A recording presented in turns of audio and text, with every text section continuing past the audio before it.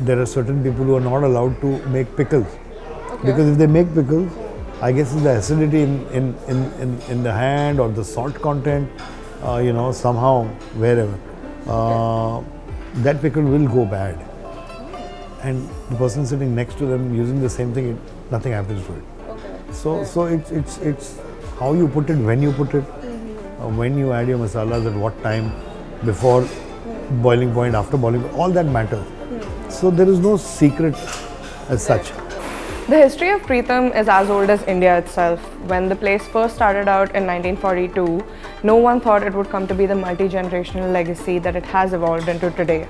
So today we're here at Mumbai's iconic eatery that's gifted the city butter chicken amongst many other things, to learn all about what makes it tick and also to figure out why this restaurant continues to remain a beloved for most people in the city even 80 years later.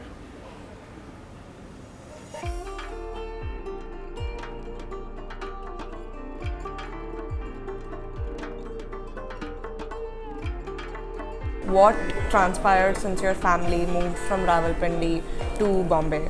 Tell us about that journey. So actually, this goes back to 1942. We were wholesalers of dry fruit and fresh fruits, coming in from Afghanistan to Rawalpindi and sending it all over India. That time, undivided India. And somewhere around 1942 or earlier, my grandfather sensed that things are not really good. So he, in one of his travels to Mumbai, which he would travel for some reasons, he decided to look for something here, and then he met a friend who said, I have this restaurant which I don't know what to do with and I can't get it to work. And said, come on, let me have a look. And then they came in. That time this from this pillar to this was the place. And they apparently spoke to each other and he helped him out, and then he said, why don't you invest in this? Maybe 100 rupees or something at that time. Okay. That meager, which today would be, with the inflation costs, really higher. So he said, we decided to do that, and he said, things are not really good, so maybe if I never thought there would be partition, let me tell you. So he said, maybe if I have to keep one leg here and leg there, it would be better. Punjab was undivided, but Amritsar or something. He said, well, let me go back to Mumbai because I feel a little more comfortable here. And when he came here, those were days where people were honest, more honest, I'll say. And when he came here, his friend happily handed over the place to him because he owed him some money. And he said, instead of money, why don't you take the place? You're in need of to do something, and I don't want to do this anymore. And that's how this whole thing started. So Pritam is credited with introducing Punjabi cuisine, butter chicken, the butter chicken, of course, to Bombay. So tell us a little bit about that. See, these were recipes. Now, if you go to any restaurant, Indian has become very colloquial with Punjabi. You say, I'm going for Indian food, you land up in a Punjabi restaurant. Yeah, even when you say North Indian, people tend to associate it with Punjabi. Why? Because there is Maharashtrian, there is Goan, there is ample of Indian food. Somehow Punjabi is just predominated the entire thing. When what we brought back were old recipes. There weren't many Punjabi restaurants back then, maybe 3 in all of Bombay. And those were the days where you had to probably announce what kind of hotel it was. That's why you had to write, if you were cooking, or you were culling your meat in a certain way, you had to describe it. So it was called XYZ Hindu Hotel.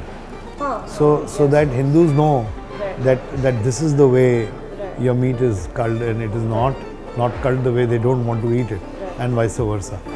So this was also called Pritam Punjab Hindu Hotel. Pritam, a lot of people say, who's Pritam in your family? Well, there's nobody Pritam in my family. Pritam was named after God. Pritam is beloved, and that is God.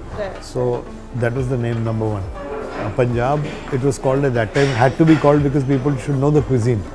It wasn't that you served everything in every restaurant. And the menus were really, really small. And Hindu Hotel was okay, this is a Hindu hotel. This is the Hindu, the culinary, you know, the ways are Hindu. This is how your meat is cut.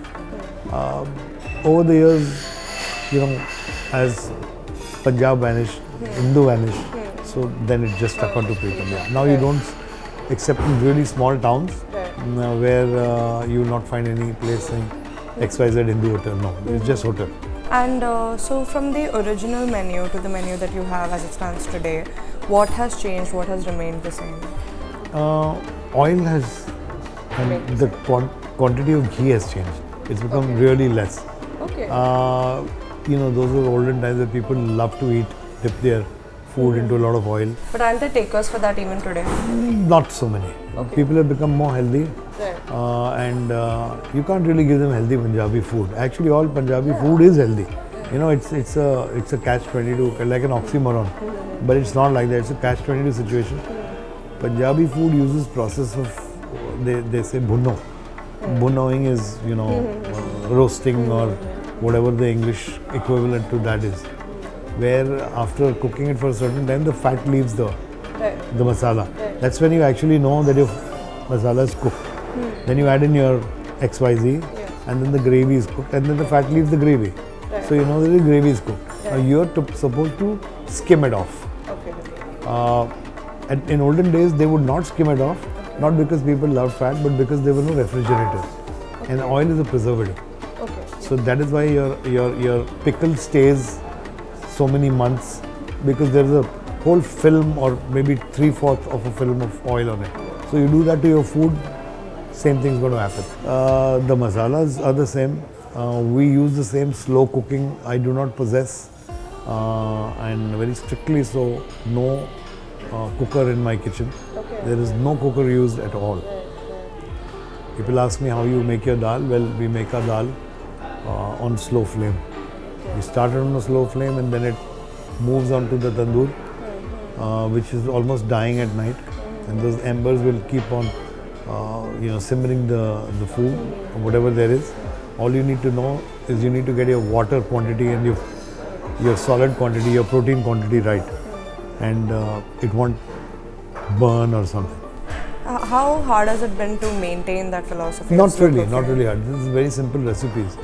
And as we say that there is no secret in a recipe. A lot of people will tell you, I have this secret masala, I have this secret spices, all bullshit.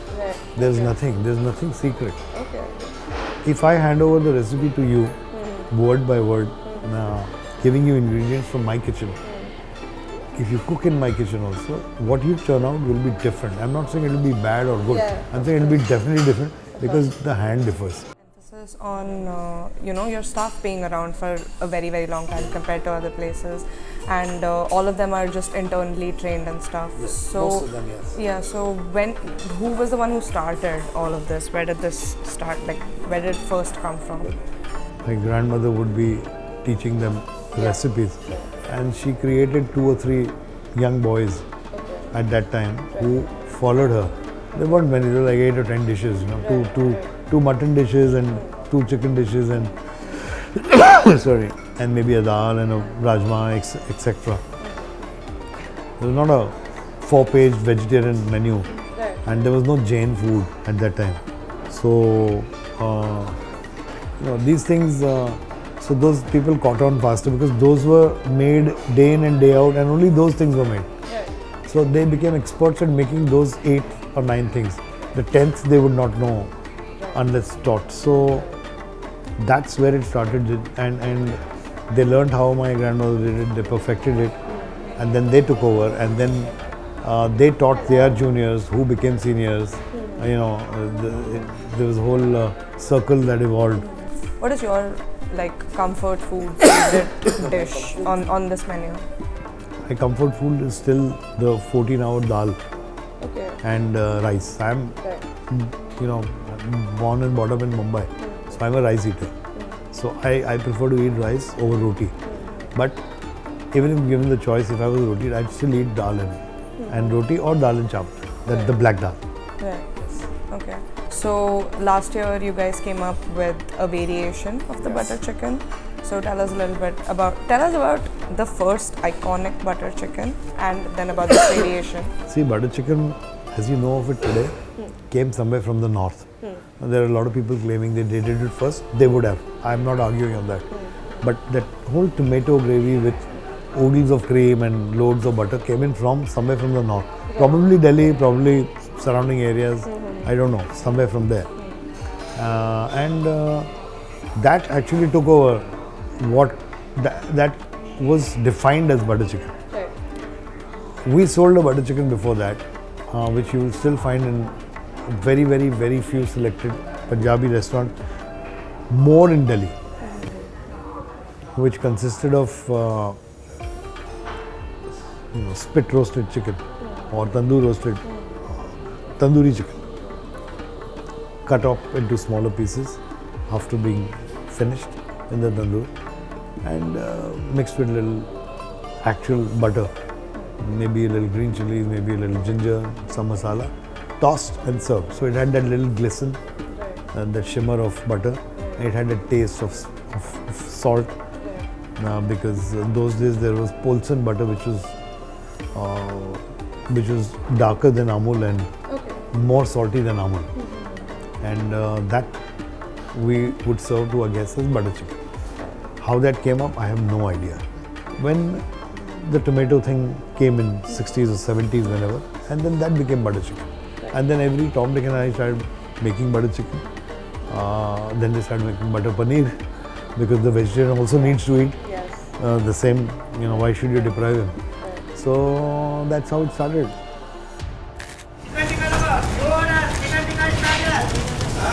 So is there like a specific place that you source any specific ingredients from? Now, like obviously, it has to come from yes. there. Now, obviously, because we're buying it on such a large scale that we've expanded and we have several restaurants. So now we've centralized our process. Right. But back then, early on in the 70s, 80s, when things were just Pritam, it was they had their vendors, they had their suppliers, and even now that with FSSAI coming in and there being norms about who you can buy from and how you can buy from and GST and things like that, we've had the same supplier for years. So which of these masalas are made in-house and which are that is our dhania powder, which is made from coriander seeds, which is right here. Okay, so we buy the raw spices and we pound them in-house. We have this is jeera powder. Obviously the red mirchi and the Kashmiri mirchi comes in powder form, so we get that. We get haldi in powder form. And is there a specific like place, state, something that you get it from? So haldi, the best haldi comes from Gujarat. So this comes from Gujarat. The Kashmiri red chili is obviously from Kashmir. We get our mace and our Javitri and everything comes from Afghanistan because that's the biggest, they're the biggest importers of nutmeg. So it comes from there. We get our bay leaves, our cloves, our peppercorns from Kerala. So it's not like we're actually getting them, we know the suppliers are getting them from there. So cinnamon comes from Sri Lanka, so things like that. And I've been told you guys make your own garam masala. Yes, we do make our own garam masala. That was something that my great grandmother was a stickler for, which was garam masala. So our garam masala recipe is hers. And I feel like she whipped those boys so into shape that when they became the chefs of the restaurant, at least until technology came into place, garam masala was hand pounded. And today, if I hand pound garam masala, this is the garam masala that we make in the kitchen. But obviously, this is made in an industrial blender. If you taste this takes, even the industrial blender takes about an hour and a half to make. Because it's done at a very slow speed. Because obviously it generates friction and you want your garam masala spices are already toasted. So the moment that friction generates more heat, your masala burns. And so it's done in 4 or 5 minute intervals, allowed to cool down and then continued again. But when you're doing it, when you're hand pounding it, it doesn't generate that friction, so you can keep pounding it. But this hand pounding process takes forever. Now I can't show you the industrial process because we did that this morning, but just as a demo, I can show you what goes into the garam masala. So it is basically, this is jeera or cumin. Okay, so it is equal parts of cumin, fennel, and black peppercorns. So I put in a teaspoon roughly each. We make this in kilos, so it's 1 kilo that goes in. That's cinnamon. So you just snap it a little bit. Pop that in there. We do half a bay leaf. We put in 2 cloves of green elaichi. We put in 1 clove of, this is black or badi elaichi, moti elaichi, whatever you call it. Okay. Couple of cloves. Now this is javitri or mace. It is actually the dried skin of this fruit. This is nutmeg. This is something that everyone uses. But this is the dried skin. It's more fruity and it's not as potent as nutmeg is. Right. So we just break that up, pop that in there. And we'll add the kasturi methi in last because you don't want to pound that. Even though it is dry, you don't want to pound it and have it release any kind of moisture. Okay. So you basically just start, and this is an intense arm workout if you ever needed one. You know. Does everyone in this restaurant know this recipe? I feel like everybody in the kitchen could make it. You know, it's pretty much printed out and taped on a wall. So because it's not a difficult recipe to follow, and for us, because we make it in kilos, it's just एक packet jeera उठा के डाल दो mixer. But obviously that the chef that controls everything is there when it's made in the morning. You know, because like I said, it's about the timing. You know, because if it's in the blender for even 30 more seconds, the masala will burn. And you really can't have that happening. You know, even if you just smell that, you know, you get a big hit of sauce. You know, and then you smell that. Completely different. You know, because it's with the process. So as and when you keep pounding it, so every spice has oil in it. You know, so when you toast the peppercorn and you crush it, it releases an oil. When you crush the elaichi, it releases an oil. You know, so it's those oils that once they're blended through, they evaporate. You know, so this is incredibly potent. This isn't as potent. But compared to a packet garam masala, of which you would use maybe a whole teaspoon, you probably just need to use maybe that much. That's it. You know, there's a culture of sustainability that Pritam has always embodied, so to speak. So there's been a lot of talk of using, you know, as much of an ingredient as you possibly can to generate as little waste as possible. So how has that culture sort of continued or evolved or whatever? So I feel like in a kitchen like Pritam, for example, if we're using, you know, a chicken or a mutton, for example, you know, I think mutton is one of the best examples to use, because when you buy mutton, you're getting the skin, you're getting the meat, you're getting the bones, and there's no point in wasting any of that. What we've started doing is we've partnered with Roti Bank. Okay, and because we do silver service where we serve the food, it's untouched by the guests. You know, so this is pre-pandemic, of course, where all the waste would go into, you know, into a separate container, and we would send it to Roti Bank, which is an organization that, you know, feeds the needy, and that's what we did. In fact, during the pandemic, we let them take over our kitchen. So I had a lot of my staff, my kitchen staff, of course, who are from the north and from Jharkhand and Uttarakhand, who could not go back home. So they were kind of trapped here. They had nothing to do. Morale was low, you know. So Roti Bank came and approached us, and we have a massive, almost 2,000 square foot kitchen inside. So they said, we will take over your kitchen. We will serve the food. We will even employ your chefs. So they employed the 4 or 5 guys that I had left over. So they felt like, okay, we're doing something productive. We are giving back. Plus we're getting paid, so they were happy. And we served, I think, over 15 million meals in March and April at the beginning of the pandemic. And you know, so that's something that we've always been doing. You are at the helm of many different restaurants and cloud kitchens, and all of them have, you know, as contrasting menus as like possible. So what would you say Pritam does differently that has made it remain relevant and even beloved, you know, for people in Mumbai for so long now? I think it's just the nostalgia that it's got in the city. The name that it's built for itself. You know, it's one of those places that just has that goodwill now in the market. And Pritam has run on goodwill and word of mouth for decades. You know, up until maybe 3 years ago, we didn't even have a social media presence.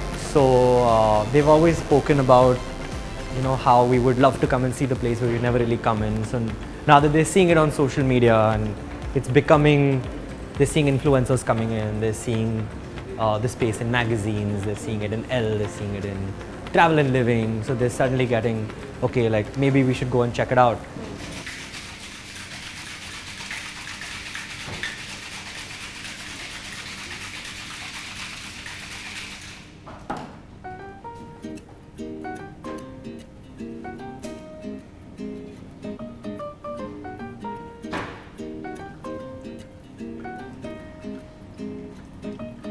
Cheers.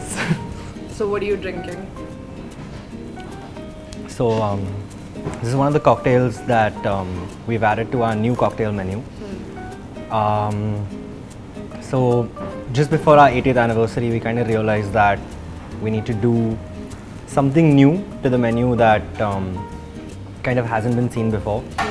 Now Pritam's love affair with Bollywood has been since the time we started, you know. So I sat down with my bartender, Chandrakant, who is my bar manager here. He's been with us since way before even I was born. So I sat down with him and just asked him a couple of questions about, you know, who would visit? Do you have any, you know, stories to tell about the actors at that time? Because he's seen them even today. And, you know, how have they, like, he's seen their journey pretty much. Quick interruption. Who comes up with these names? I did. Okay. So we were just sitting down, and the way we came up with the names was I sat down with my bartenders, my managers, and we just threw around names, and I said who came here, what would they like, what are their personalities like. We broke it all down, and we picked ingredients according to that. So we had Prem come in, who was a big fan of our Aam Panna and our Aam Chaska. Now our Aam Chaska is actually made from the mango tree we have in the dhaba. So that tree is iconic. It's been here for almost 100 years. The entire property was built around it. So we're not allowed to cut it down. Right.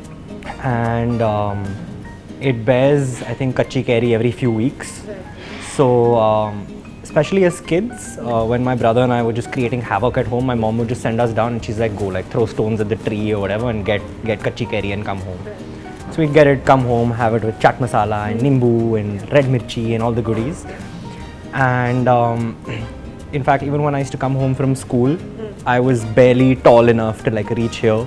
And I used to stand at the bar and look at the bartender and be like, can you give me, a nimbu pani, or can you give me Aam Panna, because it was cold. I was never allowed cold things as a child. So, I used to always drink that. Right. Now I'm an adult, so we've turned it into a cocktail. This is the big boy version. So this has vodka. It has the mango puree that we make from the kachi keri. We don't use sugar in it, so we actually use, now it's mango season, so we're using fresh mango, hence the orange, bright orange color. But that's just for the sweetness. When you taste it, it tastes exactly like your childhood of eating kachi keri. We rim the glass with rock salt and lal mirchi for that fun and that tingle. Yeah. So it's spicy, it's sweet, it's mangoey, it's everything you want, especially in the summer, and it's served with a lot of crushed ice. So tell me a little bit about the new cocktail menu that you mentioned. How long did that take to conceptualize? That actually took a ridiculously amount of time to conceptualize, because we came up with the actors' personalities, and we said, if Zeenat had to be a drink, what would she be? Or if Sri Devi had to be a drink, what would she be? So we picked up, personalities. We picked up, their iconic lines. So if you look at Pran, for example, which we'll be looking at in some time, Pran was one of Bollywood's most iconic villains. So you always saw him with that cigarette or that cigar in his hand. So I wanted that smoke in the drink, and he had those bloodshot red eyes. So we were making a drink and it tasted nice, and I said, okay, isme beetroot dalo. So we added a little beetroot juice to it, and it gave it that bloodshot red look. And we added a little rosemary that goes along with it on the table, and he torches it on the table. So when it goes into the glass, you have smoke, you have the bloodshot. It's unmistakably pran. Okay. So why did you feel the need to, come up with this all-new cocktail menu? So, Pritam has been one of, I think our bar license number is 42. So we are probably one of the first 50 bars in the area. And my bartenders obviously have been working with us for so many years that they could make Negronis and Manhattans and mint juleps in their sleep, But those are classic cocktails, and yes, classics will never go out of style. If you have a Bloody Mary today and you're a Bloody Mary drinker, you'll be a Bloody Mary drinker for the rest of your life, But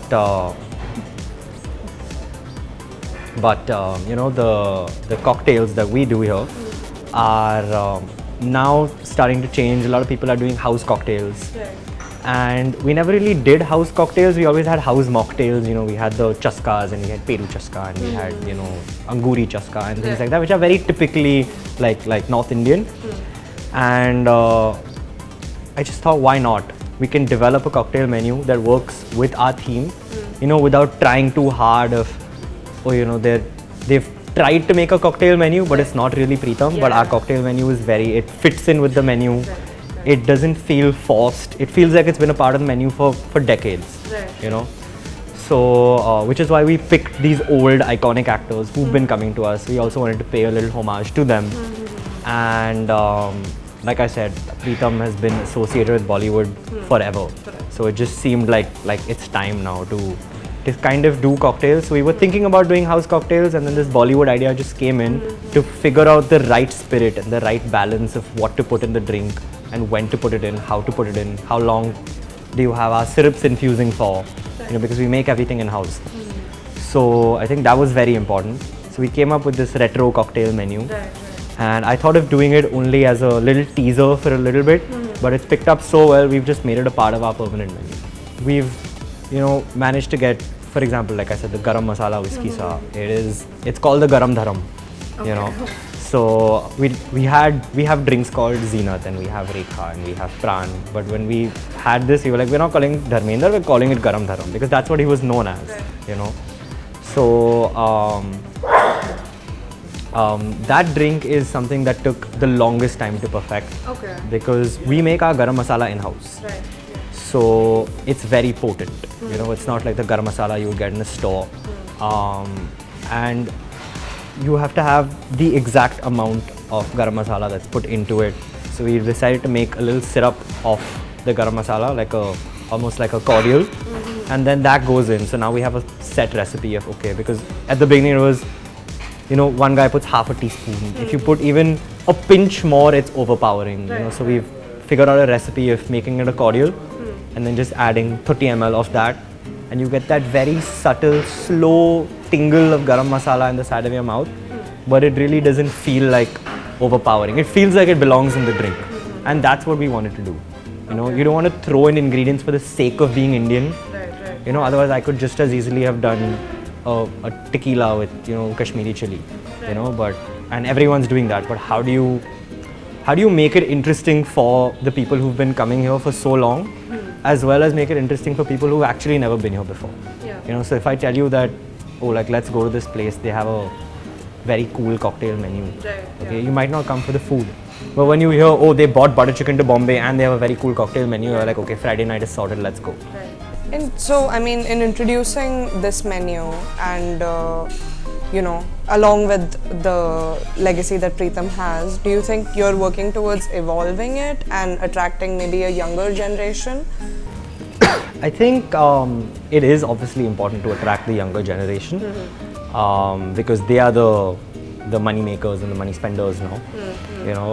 We've had our clients coming in for decades. We've never really felt the need to expand or evolve, because it's a business model that's worked for 80 years. So when I came in, it was more about not changing the business model, but how do I make the business models not relevant for the next 10, 15, 20 years, because it will always be relevant. This place is iconic. It's been here forever. Everyone knows about it. It's a landmark. People say Pritam se left low or Pritam se right low, you know. So we know it's never gonna kind of die out. But I feel like in doing this now, we're kind of setting the bar for the next 80 years. You know, it's not about being relevant in the next 5, 10. It's about being relevant in the next 80.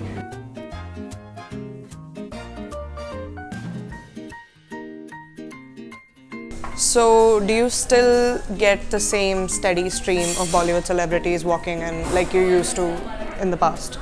I think in the past, when we had Bollywood celebrities walk in, it was a pre-paparazzi generation. You know, there was a lot more open space. Right. You know, they obviously had their fans, but they also had their security.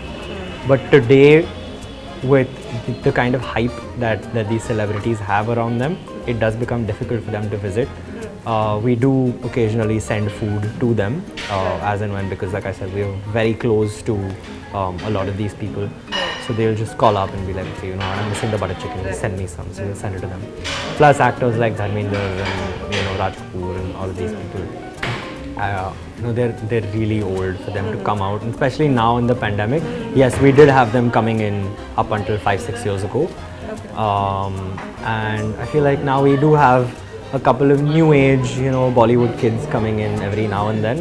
But I feel like when we open our second outlet in Juhu, that'll probably become, you know, that'll probably carry on that little Bollywood love affair that Pritam has had. There are some of them who will point and be like, oh, by the way, that kid in the background, oh, that's me, you know. So they're very excited, or they'll, like, I'll have someone come and just point at this guy and be like, oh, that's my older brother and I'm working here. So they're very, very excited and very proud to be like with us. So it always creates that little bit of personal connect. And I think with Gen Z and millennials now, like at least in the past, it was always about food. Like when my parents think, they're like, oh, we're going to go to this restaurant because the food is great. You know, but I feel like we are constantly looking for an experience. We're not really looking for food. You know, if you're having a good time, if the ambience is great, if the drinks are great, if the food is great, and if the service is excellent, you're like, you know, I had a great time at this place and I'm going to go back. It doesn't matter if, you know, your kebab was a little dry or your drink was a little watered down. It's just like, oh, I had a good time. I'm probably going to like visit again next time, you know. So every time we were looking to expand, we always needed to find a space of this size, or maybe even an indoor-outdoor concept, because we have a dhaba outside. We've got that alfresco dining option, you know, and people want that as well.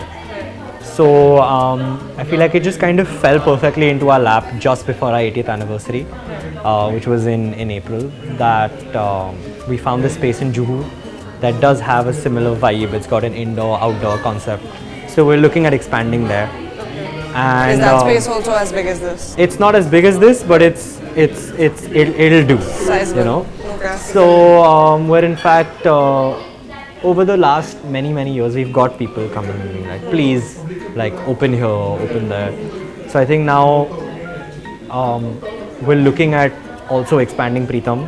You know, we started out with new brands and we've expanded those. And I feel like the family is just sitting on this gold mine and not really doing anything about it. So I think maybe in the next 5 or 6 years, you'll see a couple more of these pop up here and there.